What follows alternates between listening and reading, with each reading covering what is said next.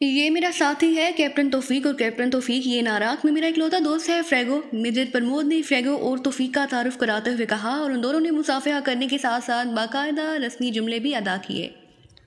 आओ इधर special room में आ जाओ, फ्रेगो ने कभी दरवाजे की तरफ मुड़ते हुए कहा, और थोड़ी देर बाद वो उन्हें एक सिटिंग रूम में ले आया। उसने फ्रिज खोलकर उसमें से मशरूब की बोतल और 3 ग्लास निकाले और मशरूब तैयार करना शुरू कर दिया।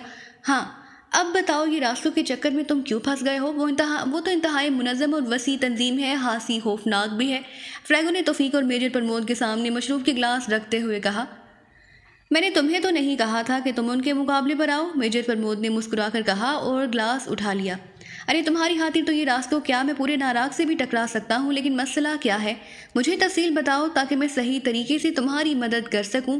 फ्रेगो ने मशरूब की चुस्की लेते हुए कहा। रास्को ने बिलगारनी से इंतहाई कीमती मादनियात चोरी की है और मज़ीद चोरियों का उसका प्लान है। मैं उसका खात्मा करना चाहता हूँ। मुझे मालूम हुआ कि मारियो उसका चीफ है। मैं उसकी तलाश में उसके दफ्तर गया तो पता चला कि वो गायब है। वैसे उसे मेरे मुतालिक इल्म हो चुका है और उसने यहाँ के 2 पेशेवर कातिलों के ग्रुप्स को मेरी मौत के लिए तैनात कर दिया है। उनमें से एक डेविस ग्रुप है और उसके 2 आदमी मुझसे टकरा भी चुके हैं। दोनों पुलिस ऑफिसर थे, जबकि एक और ग्रुप मादाम लिजा का है। अभी तक उससे टकराव तो नहीं हुआ। मैं तुम्हारे पास इसलिए आया हूँ कि मैं उसका हेडक्वार्टर या उस मारियो का पता मालूम करना चाहता हूँ, और अगर ऐसा तुम्हारे लिए मुमकिन ना हो तो फिर डेविस का या उस मादाम लिजा का पता चलाकर मुझे बताओ कि ये दोनों कहाँ मिल सकते हैं। मेजर प्रमोद ने कहा। रास्तों के बारे में तो मैंने सिर्फ सुना हुआ है, अलबत्ता डेविस को मैं अच्छी तरह जानता हूँ और मादाम लिजा को भी। दोनों ही इंतहाई खतरनाक तरीन ग्रुप्स हैं। अगर तुम अब तक उनसे बचे हुए हो तो ये तुम्हारी खुशकिस्मती है। बहरहाल मैं अभी मालूम करा देता हूँ कि डेविस कहाँ है, उसका पता आसानी से चल जाएगा, फ्रेगो ने कहा, और मेज पर रखे हुए टेलीफोन का रिसीवर उठाया और उसके नीचे मौजूद एक बटन दबाकर उसने तेजी से नंबर डायल करने शुरू कर दिए। बैनी बोल रहा हूँ, दूसरी तरफ से एक भारी सी आवाज़ सुनाई दी। फ्रेगो बोल रहा हूँ बैनी, फ्रेगो ने दोस्ताना लहजे में कहा। और फ्रेगो तुम कैसे फ़ोन किया है? दूसरी तरफ से भी दोस्ताना लहजे में कहा गया। एक काम आ गया है, डेविस को देना है, कहाँ मिल सकेगा वो? फ्रेगो ने पूछा। डेविस को? ओ अच्छा, लेकिन वो तो बड़े बड़े कामों में हाथ डालता है, ये सोच लेना। दूसरी तरफ से कहा गया। फ्रेगो को तुम भी तो जानते हो कि छोटे काम के करीब भी नहीं जाता, फ्रेगो ने मुस्कुराते हुए कहा। हाँ, बहरहाल मैं उसका पता बता देता हूँ, पर्ल बार उसका अड्डा है, लेकिन वहाँ पहले फ़ोन कर लेना, तुम्हें तो वो जानता ही होगा, इसलिए बात हो जाएगी, बैनी ने कहा। शुक्रिया, फ्रेगो ने कहा और रिसीवर रख दिया। पर्ल बार ठीक है, मैं तलाश कर लूँगा, शुक्रिया। मेजर प्रमोद ने मशरूब का आखिरी घूंट हलक में उंडेलने के बाद मेज़ पर ग्लास रखते हुए कहा। मुझे फ़ोन करना पड़ेगा क्योंकि बैनी उसका खास आदमी है और वो लाजमन बात करेगा, और अगर मैंने फ़ोन ना किया तो वो डेविस वहमी आदमी है, किसी और चक्कर में पड़ जाएगा, फ्रेगो ने कहा। ठीक है, तुम बात कर लो, मैं नहीं चाहता कि वो तुम्हारी तरफ से मशकूक हो जाए।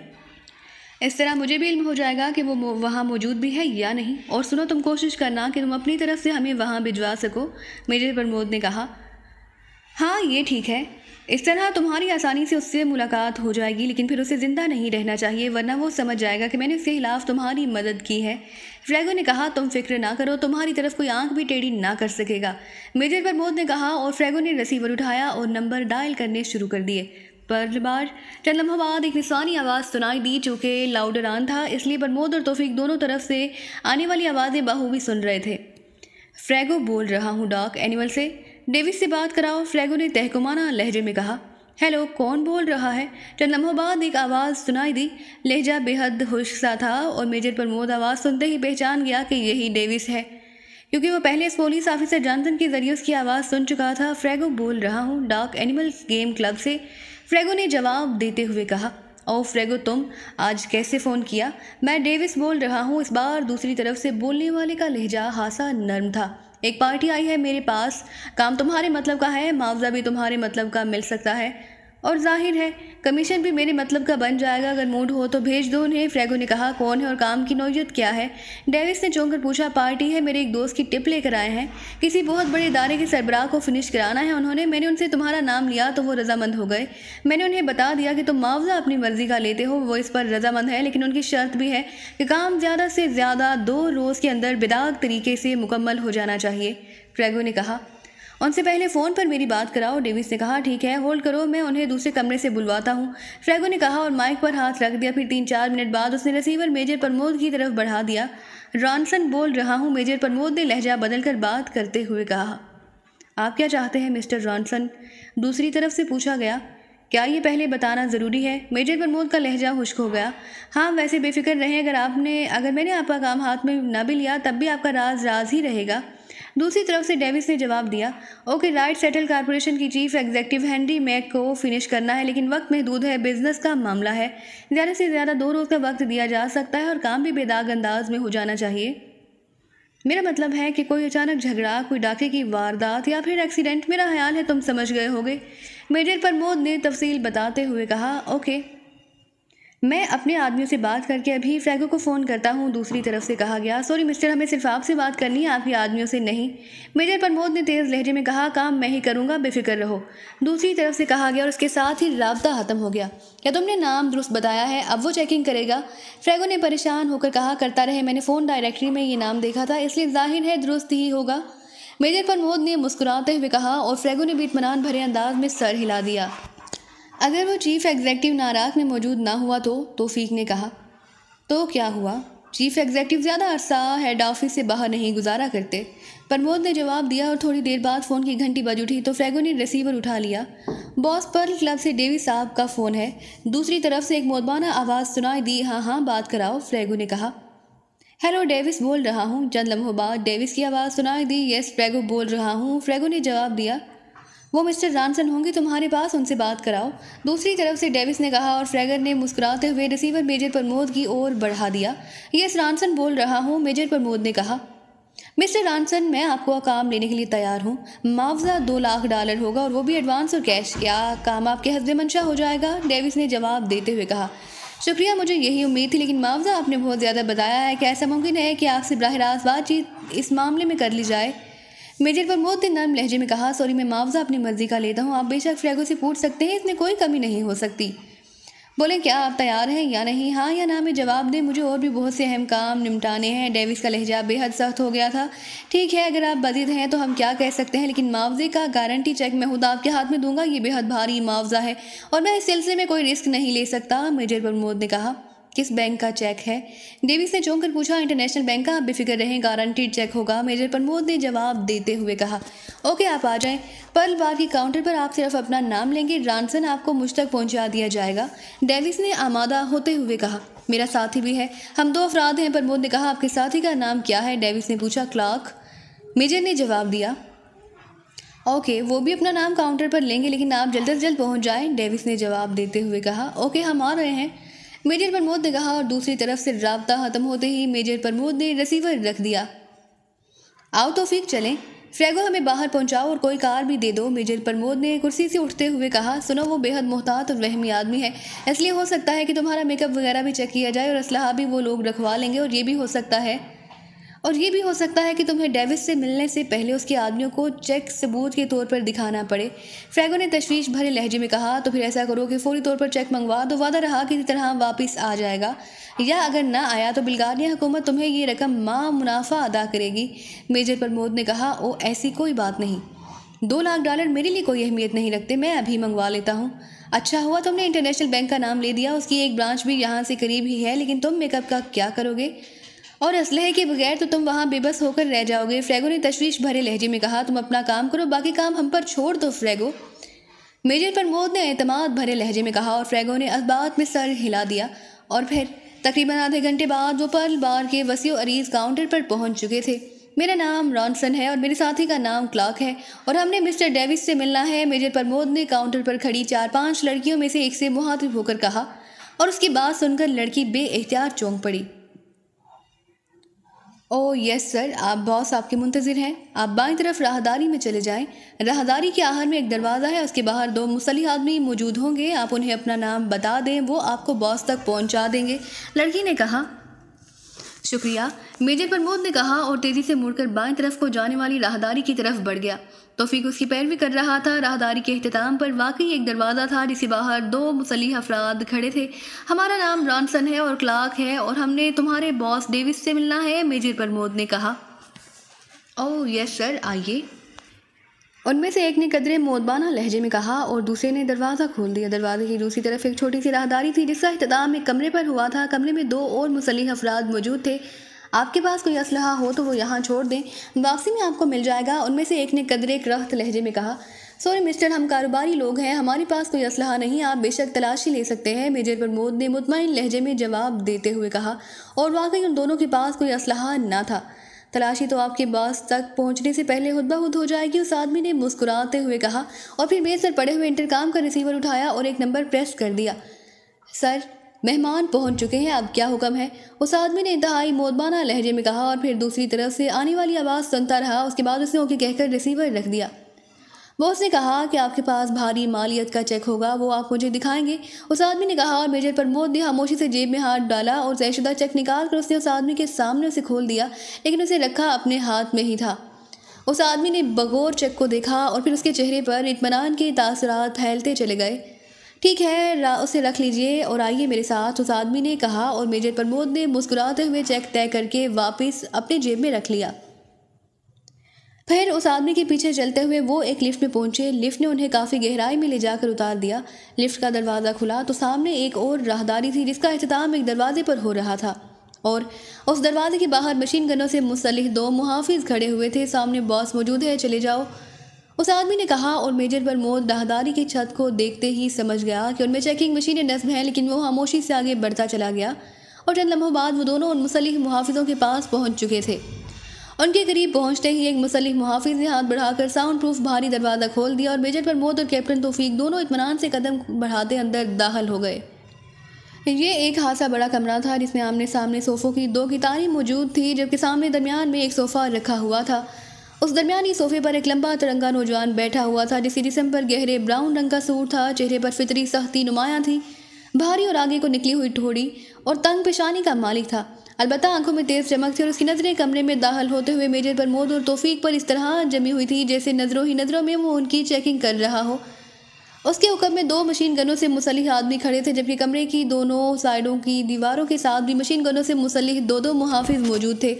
आओ, मेरा नाम डेविस है, उस नौजवान ने सोफे से उठते हुए मुस्कुरा कर कहा। मुझे रॉनसन कहते हैं और ये मेरा साथी क्लार्क है।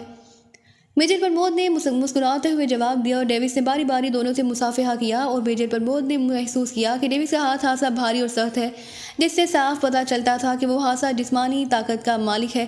तशरीफ़ रखें, डेविस ने मुस्कुराते हुए एक साइड के सोफे की तरफ इशारा करते हुए कहा, लेकिन मेजर प्रमोद और तौफीक इकट्ठे एक सोफे पर बैठने की बजाय आमने सामने बैठ गए। दे वो चेक, मैं सिर्फ आपके लिए यहाँ बैठा हुआ हूँ, वरना मुझे बेहद ज़रूरी काम थे, डेविस ने खुश्क लहजे में कहा। क्या आप कारोबारी मामला इस तरह 6 मुसल्लिह अफराद के सामने निपटाते हैं? मेजर प्रमोद ने हैरत भरे लहजे में कहा। क्यों, आपको इस पर कोई एतराज़ है? डेविस ने चौंक कर कहा। नहीं, मुझे क्या एतराज़ हो सकता है, आप चाहे पूरे मजमा के सामने काम करें, मैं तो ऐसे ही पूछ रहा था, मेजर प्रमोद ने मुस्कुराते हुए कहा और साथ ही उसे जेब में हाथ डाला और तयशुदा चेक बाहर निकाल लिया। दीजिए, डेविस ने कदरे पुरजोश लहजे में कहा। आप इसके बदले मुझे क्या गारंटी देंगे? मेजर प्रमोद ने खुश्क लहजे में कहा। गारंटी? कैसी गारंटी?